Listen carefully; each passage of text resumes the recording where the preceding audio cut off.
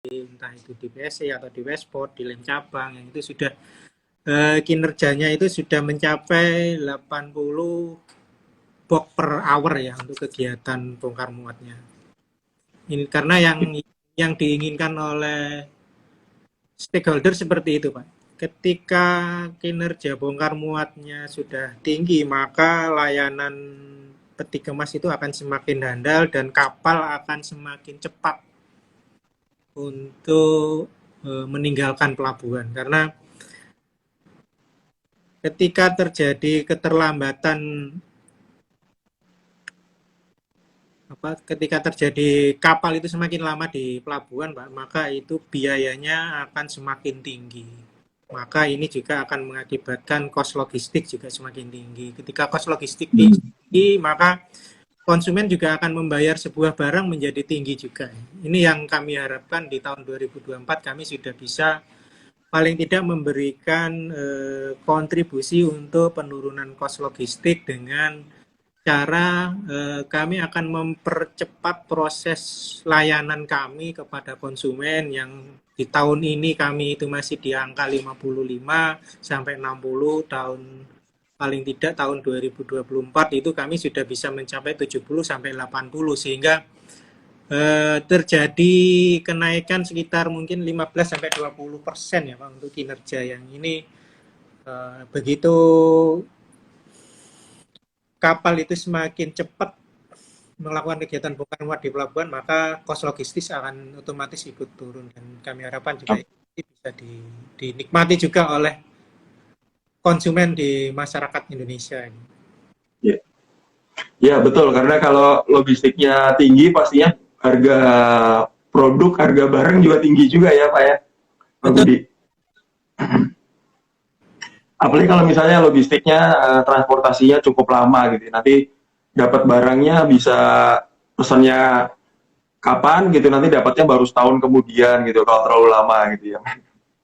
Oke, terima kasih Pak Budi. Nah, ini sekarang sudah banyak sekali pertanyaan-pertanyaan, kita coba lihat ya pertanyaannya.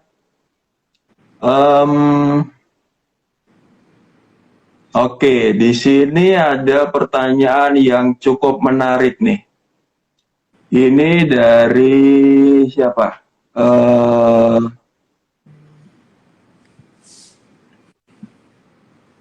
Oke, ini ada pertanyaan.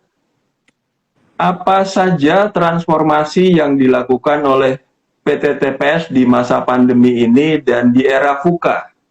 Wah, ini menarik ya, karena sudah menyangkut VUCA nih. Volatile, uncertainty, kompleks, sama apa itu? Adaptif ya, atau agile. Gimana Pak Budi? Apa saja transformasi yang sudah dilakukan oleh PT TPS? Di masa pandemi ini, kami banyak memberikan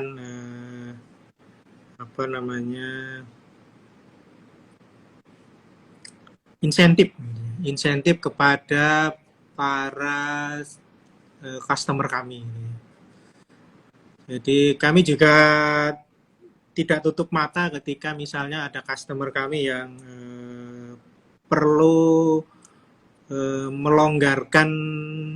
memerlukan relaksasi terkait dengan misalnya kami TOP gitu. TOP bisa kami relaksasi, salah satunya itu ketika misalnya ada customer yang mereka juga harus melakukan relaksasi dengan customernya dia yang di customer akhir ya Pak ya. Jadi misalnya pelayaran itu kan dia customernya kan adalah pemilik barang ya. Ketika pemilik barangnya kesulitan untuk melakukan pembayaran secara tepat waktu, mereka memerlukan relaksasi, dan pelayaran kan juga mengharapkan relaksasi dari kami, dan ini yang kami berikan Pak, relaksasi untuk TOP misalnya. Itu juga kami berikan supaya di masa yang pandemi ini kami paling tidak terlalu memikirkan diri sendiri. Jadi kami juga perlu memikirkan customer kami yang kemungkinan juga mereka melakukan transaksi. Kemudian di masa pandemi ini juga kami mulai melakukan transformasi WFH Pak ya. WFH itu karena ini adalah perusahaan yang bergerak di bidang logistik dan alhamdulillah sudah ini apa namanya IT kami ini boleh dibilang sudah maturity, jadi banyak hal-hal yang sifatnya itu tidak perlu dilakukan secara manual, sudah bisa dilakukan oleh sistem. Jadi ketika kami melakukan WFH kepada karyawan di back office itu sudah tidak ada masalah karena mereka sudah bisa mengerjakan dari rumah. Yang tidak bisa dikerjakan dari rumah dan harus hadir di kantor adalah teman-teman operasional yang mereka adalah operator alat karena memang alat tidak bisa jalan dengan sendirinya. Jadi untuk hal-hal yang sifatnya IT sudah dikerjakan di rumah. Kemudian kalau dulu misalnya di gate kami harus standby-kan orang untuk supaya truk kontainer itu bisa masuk. Kami sudah melakukan transformasi dengan cara menginvestasi di gate automation. Jadi kami sudah tidak ada lagi orang di gate yang melakukan input data ketika customer itu ingin memasukkan kontainer. Jadi mereka tinggal tap gitu ya, ngetap di mesin kami, kemudian itu sudah terinformasi dia menaruh kontainernya di blok berapa, di tir yang berapa, itu sudah terinfo sehingga tidak perlu ada lagi kehadiran orang di gate. Ini yang salah satu proses transformasi yang kami laksanakan, walaupun memang investasinya cukup gede sih Pak untuk gate automation tadi. Dan memang ini untuk gate automation ini memang sudah boleh dibilang sudah menjadi mandatori buat kami agar layanan di terminal itu bisa semakin cepat dilaksanakan gitu. Jadi antrian itu bisa dikurangi, Pak. Oke, baik. Jadi kalau transformasinya memang dipicu dari ingin melayani pelanggan yang lebih baik lagi gitu ya, Pak. Betul. Dan salah satunya dengan penggunaan teknologi ya. Ini menarik ya, penggunaan teknologi. Terus kemudian ibaratnya kalau sekarang itu rasanya kita rebahan aja gitu, kita bisa pesan ya. Kita tinggal pegang handphone, kita tinggal pesen ya. Nah, kalau misalnya logistik, bayangan saya dengan rebahan kita bisa pesan truk gitu mungkin ya Pak Budi ya. Kita tinggal bisa pesan truk. Karena itu Bisa sudah dalam sudah dalam angan-angan kami sih, Pak. Cuman jadi masalah itu bukan menjadi proses bisnisnya terminal gitu. Jadi okay. itu proses bisnis di pihak lain ya. Mungkin kita bisa aja sih masuk ke bisnis itu, cuman nanti akan menggerus bisnisnya orang gitu. Nah, kita harus juga berbagi. Iya betul. Tadi katanya berbagi ya, Ya, dengan pihak lain gitu ya. Jangan semuanya diambil sendiri ya. ya, Pak. Tentang sini. Oke siap. Tadi juga menarik ya, ada yang namanya teknologi. Nah, ada yang mengatakan bahwa ke depan ya transformasi itu harus selalu mengacu kepada teknologi gitu ya. Nah, kira-kira dengan pendapat seperti ini, kalau dari perspektifnya Pak Budi gimana nih Pak? Apakah setuju dengan pendapat seperti itu bahwa kita transformasi ke depan itu ya setidaknya harus membawa teknologi? Gitu. Kira-kira gimana Pak? Ya, memang kemajuan teknologi memang ya Pak Engka, tidak dapat kita hindari lagi ya. Jadi dan itu juga sudah masuk ke bisnis logistik.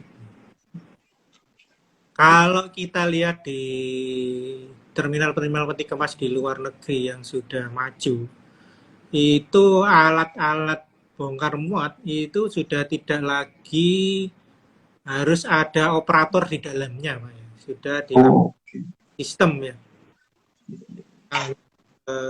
RTG, kemudian head truck, RTG itu adalah alat bongkar muat yang mengangkat dari peti kemas dari head truck ke lapangan atau dari lapangan ke head truck.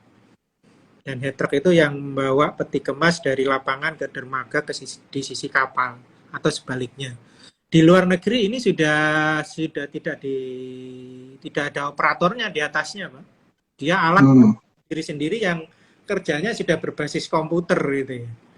Iya. Ya, ini sudah apa ya, industri 5.0 atau 6.0 ya di luar itu ya. Itu sudah Malah serem, Pak. Malah serem nanti nggak ada orang, tiba-tiba jalan sendiri, kerennya jalan sendiri, peti kemasnya gitu. betul, Pak. Jadi kalau di luar sudah jalan sendiri, Pak. Head truck itu jalan sendiri, nggak ada orang di atas. Iya, iya. Oke. Baik, terima kasih Pak Budi. Nah, kita coba lihat ya pertanyaan yang lain lagi.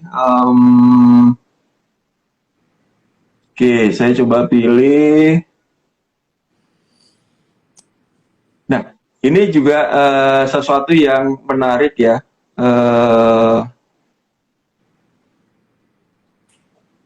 Oke, mungkin dari ini ya. Bagaimana TPS memastikan bahwa transformasi sudah dilakukan di segala lini, gitu ya? Nah, tadi Pak Budi sempat bercerita mengenai beberapa transformasi ya, mulai dari layanan, terus kemudian dari segi teknologi, terus kemudian ada otomatisasi gate. Nah, ini pengen tahu nih, bagaimana TPS memastikan bahwa transformasi itu ada di segala lini. Gimana Pak Budi? Ya, Pak. Jadi untuk memastikan itu semua memang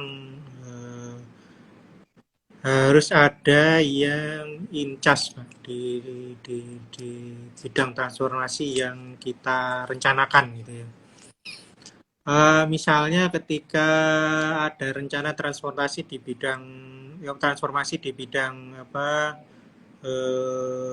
teknologi misalnya, maka direksi yang membidangi teknologi dia akan memastikan bahwa transportasi tersebut berjalan sesuai dengan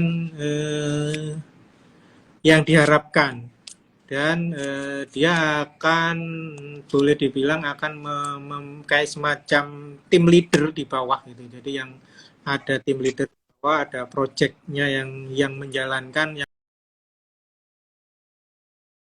memastikan bahwa apa yang direncanakan tadi sudah berjalan dengan apa yang direncanakan gitu ya. Jadi memang harus ada harus ada struktur yang day by day itu harus memonitor, Pak. Dan memang ini boleh dibilang pekerjaan yang sifatnya itu bagaimana dia mengimplementasikan apa yang sudah diputuskan oleh BUD, kemudian dia memastikan semua jalan dan sudah sesuai dengan rencana. Jadi ada project leadernya, Pak. Kalau tidak ada project leadernya memang agak susah ini akan berjalan dengan apa yang seperti kita harapkan ini. Ini tuh, Pak. Oke, jadi memastikannya ini harus mungkin kembali lagi ya komunikasi, tapi kali ini komunikasinya dengan project leader mungkin Pak ya. Jadi bagaimana transformasi di segala lini, terus kemudian disampaikan kepada project leader, nanti project leadernya menyampaikan kepada manajemen dari TPS, terus kemudian nanti dari TPS menyampaikan kepada stakeholdernya.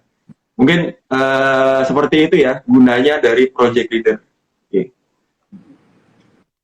Oke, terima kasih. Ini ada pertanyaan yang lain lagi sebentar.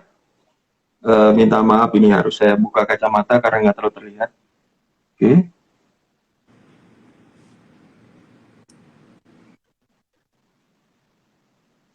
Oke, di sini ada pertanyaan, apakah Pak Budi setuju dengan mempercepat transformasi digital dan fokus pada profitabilitas? Jadi dari sudut pandang Pak Budi nih, apakah setuju dengan percepatan transformasi digital dan juga fokus nih pada profitabilitas? Kira-kira gimana pandangan dari Pak Budi? Eh, Transformasi digital ini boleh dibilang pisau yang bermata dua, Pak ya. Waduh, berat, berat. Jadi, kalau di bisnis kami misalnya ya, ketika kami menjalankan proses bisnis secara digital 100%, misalnya yang tadi saya bilang ada head truck yang tidak ada orangnya, tidak ada operatornya, kemudian crane yang tidak ada operatornya, maka secara kinerja akan terjadi peningkatan yang cukup signifikan. Kinerja kami akan meningkat cukup bagus gitu ya. Mungkin juga akan mendongkrak profitabilitas karena dengan semakin banyak layanan peti kemas yang kami handle, maka otomatis profitabilitas akan naik. Cuman di satu sisi ini akan terjadi eh, pengurangan tenaga kerja. Karena alat yang tadi ada, karena kami misalnya beroperasi 24 jam dari 7 hari seminggu, berarti satu alat itu kan harus ada 4 orang operator. Jadi ketika nanti misalnya kita full 100% terjadi transformasi digital, maka ya konsekuensinya itu, Pak. Ini yang dari kalau dari kami sampai sekarang masih belum ada, terus terang belum ada rencana untuk mengganti operator alat dengan sistem, karena memang dampaknya bagi masyarakat cukup cukup besar, Pak, ini karena bisa terjadi layoff yang besar-besaran ini. Kami masih mempertimbangkan untuk tetap ada tenaga operator, karena nanti kalau sampai terjadi layoff dan mereka tidak mungkin cukup punya waktu untuk bertransformasi dari yang awalnya operator head truck mencari pekerjaan yang lain kan juga tidak gampang. Itu Pak yang saya sampaikan tadi, bahwa ini sebetulnya transformasi digital boleh dibilang bisa bermata dua, yang kalau memang kita nggak pergunakan dengan bagus, dengan hati-hati, dampak sosialnya cukup besar. Dampak sosialnya cukup besar. Ya, jadi memang perlu dipertimbangkan juga ya dampaknya sampai sejauh mana ketika kita melakukan suatu transformasi ini, apalagi kalau kita bicara transformasi digital. Meskipun kita bicara digital itu mungkin beberapa organisasi atau perusahaan itu is emas gitu ya, harus dilakukan ya. Tapi ada beberapa organisasi atau perusahaan juga yang perlu mempertimbangkan ya plus minusnya seperti apa gitu ya. Oke, baik. Terima kasih tanggapan dari Pak Budi. Sekarang kita coba lihat lagi yang lainnya. Oke,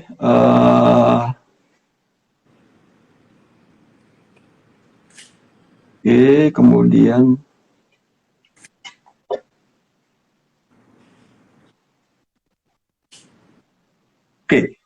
ini menarik. Ada pertanyaan, lupa. Ada pertanyaan mengenai masalah budaya nih, Pak Budi ya. Maaf, tadi mana budaya?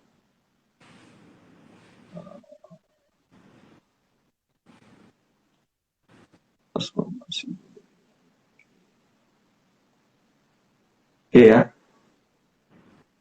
Bagaimana sebetulnya yang ideal dalam melakukan transformasi, khususnya transformasi budaya. Jadi mungkin perilaku yang ada di organisasi, kemudian cara kerja, terus kemudian proses bisnis yang mungkin juga perlu bertransformasi, kan ini terkait juga dengan budaya.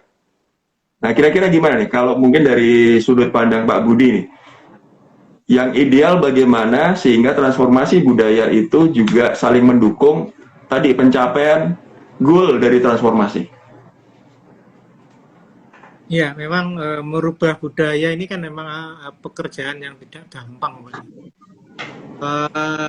Kalau menurut saya sih, budaya itu perlu waktu yang tidak hanya setahun 2 tahun, mungkin bisa sampai 4-5 tahun lah, bisa bisa sampai merubah budaya ini, dan memang diperlukan effort yang cukup besar. Misalnya Seperti yang saya sampaikan tadi, Pak, ketika dulu zamannya TBS ini ada mitra asing, BUD minus one dan BUD minus two itu relatif tidak diberikan kewenangan atau keleluasaan untuk mengambilan keputusan. Ketika kami merubah itu dan kami berikan kewenangan itu kepada mereka untuk ikut dalam proses pengambilan keputusan, tidak semua orang bisa merubah culture-nya, merubah kebiasaannya bahwa mereka harus ngambil keputusan gitu. Tetap aja kadang-kadang mereka masih meminta kepada manajemen, kepada direksi untuk apa ya, semacam memutuskan gitu Pak. Jadi mereka masih ragu. Ini yang memang saya sadari memang ini perlu waktu lah untuk meyakinkan mereka supaya mereka juga merubah budayanya yang awalnya mungkin hanya sebagai pelaksana dari keputusan menjadi orang yang mengambil keputusan. Ini yang merubah budaya itu yang memang di awal-awal kami masih kesulitan Pak, di awal-awal penerapan itu tahun 2020-an itu kesulitan dan dengan berlalunya waktu dengan pelan-pelan kami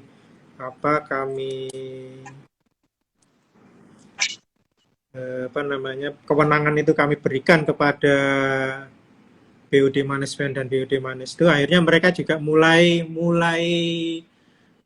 berani Pak untuk bertindak sebagai orang yang melakukan pengambilan keputusannya. Ini memang merubah culture itu memang nggak gampang, memang perlu waktu yang cukup lama dan yang paling penting adalah mereka diberi ruang, diberi kewenangan, diberi kalau memang masih memerlukan diskusi, mereka bisa diskusikan dengan atasannya misalnya. Jadi kalau memang fasilitas-fasilitas itu tidak tersedia, memang agak susah ya memang untuk merubah culture tadi. Jadi memang kita harus siapkan fasilitas itu. Ya. Fasilitas ini tidak dalam artian apa ya, fisik atau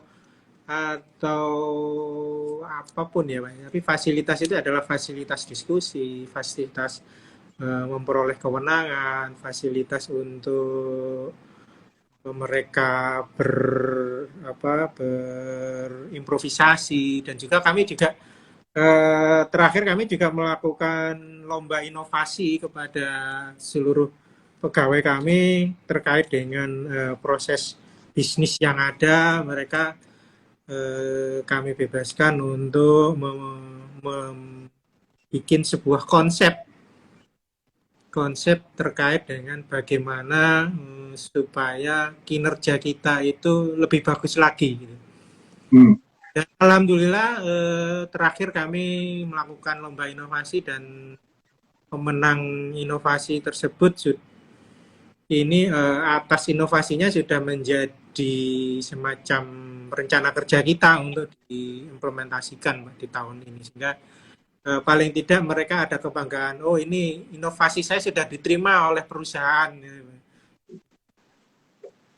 Oke, jadi intinya mengajak semua ya Pak, betul, semuanya Pak, berkontribusi gitu Pak ya, berkontribusi terhadap inovasi, terus kemudian juga memberi ruang mereka untuk berinovasi ya, gitu ya Pak Budi. Betul Pak.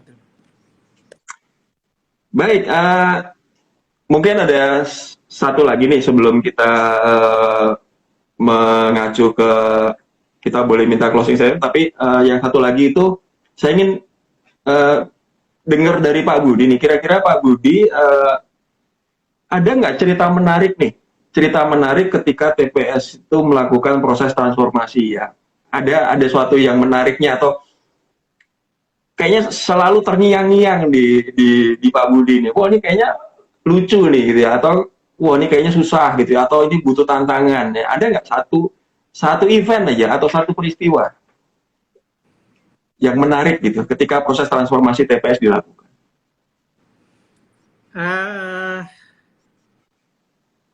Kalau dari saya sih Pak mungkin terkait ini misalnya ya, kalau saya kan di bidang keuangan nih Pak, lebih banyak bergerak di bidang keuangan dan salah satu transformasinya kami yang pendelegasian kewenangan kan adalah di limit-limit tertentu persetujuan itu saya serahkan di level BUD-1 gitu ya. Persetujuan project, persetujuan dengan nilai tertentu dia yang harus approve gitu. Tidak perlu sampai ke BUD.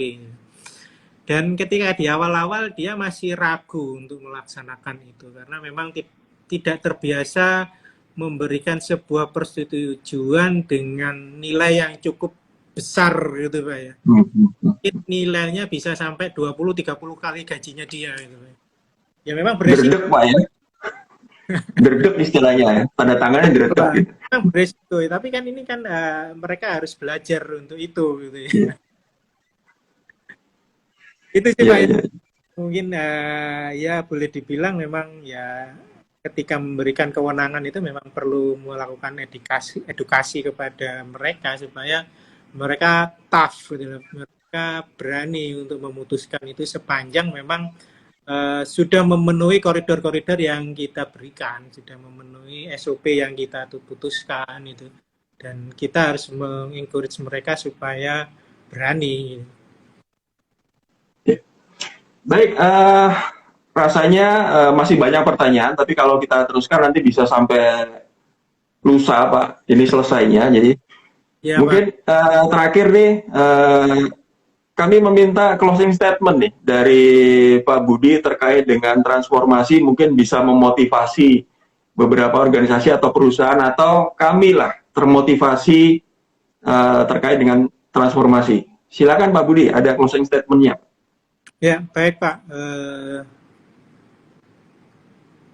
Kalau yang pepatah yang pernah saya dengar itu kan tidak ada yang abadi di dunia ini kecuali perubahan. Jadi kita memang harus berubah karena lingkungan kita juga berubah, kondisi kita juga berubah. 10 tahun yang lalu kondisi saya tidak seperti ini. Mungkin ini bisa memberikan gambaran bahwa kita itu harus bertransformasi menyesuaikan diri dengan kondisi lingkungan yang ada. Jadi perubahan itu bukan sesuatu yang tabu untuk kita laksanakan karena bisa jadi dengan perubahan tadi kita semakin survive di masa yang akan datang dengan mengantisipasi adanya perubahan eksternal tadi dan juga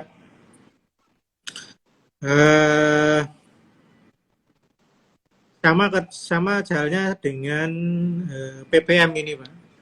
Boleh dibilang kan PPM ini usianya sudah 54 tahun dan dengan di usia yang ke-54 ini juga pasti sejarah panjang 54 tahun ini pasti ada milestone yang terjadinya transformasi dari PPM untuk mengantisipasi adanya perubahan kondisi eksternal. Jadi memang kita harus berubah karena dunia di luar kita juga berubah dan juga ini juga terakhir Pak, kami sampaikan selamat ulang tahun ini kepada PPM yang ke-54 pada tanggal 3 Juli kemarin Pak ya. Mohon maaf ya. Ini. Terima kasih Pak Budi. Tahun ya. Ucapannya sedikit lagi Pak Budi, maksud cuma selamat ulang tahun aja gitu ya. Semoga kedepannya kita bisa lebih banyak kerjasama yang bisa kita lakukan. Amin. PPM semakin mengedepankan kualitas kepada para customernya, semakin unggul dibandingkan yang lainnya, bisa memberikan pelayanan yang beda, Pak. Yang penting itu, Pak, layanan yang beda dibandingkan yang lain. Mungkin itu, Pak Alan. Baik. Baik, terima kasih Pak Budi atas ucapan selamat ulang tahunnya buat PPM ya, tahun ini yang ke-54. Oke, dan juga dari saya juga mengucapkan semoga TPS juga ke depannya semakin sukses terus, semakin jaya terus, karena kalau tanpa logistik kita akan kebingungan. Kalau karena tanpa ada pelabuhan gitu ya, terminal gitu ya, terus barangnya mau ditaruh di mana ya, mudah-mudahan terus jaya terus TPS juga. Dan salam buat teman-teman di TPS, Pak Budi. Ya, Pak, Uh, kasih. Nanti mudah-mudahan kita bisa ketemu lagi secara lebih luas dan bisa ketemu lagi dengan semua yang ada di TPS. Oke, Oke, akhir kata mungkin saya mengucapkan salam sehat selalu dan salam sukses terus buat Pak Budi dan TPS terutama keseluruhannya gitu ya. Terima kasih Pak Budi.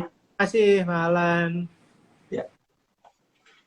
Oke, bisa kalau Pak Budi mau live silakan. Monggo Pak Budi live. Oke, terima kasih. Yeah. In. Yeah. Suwun. Oke, terima kasih. Sudah, gimana ini caranya?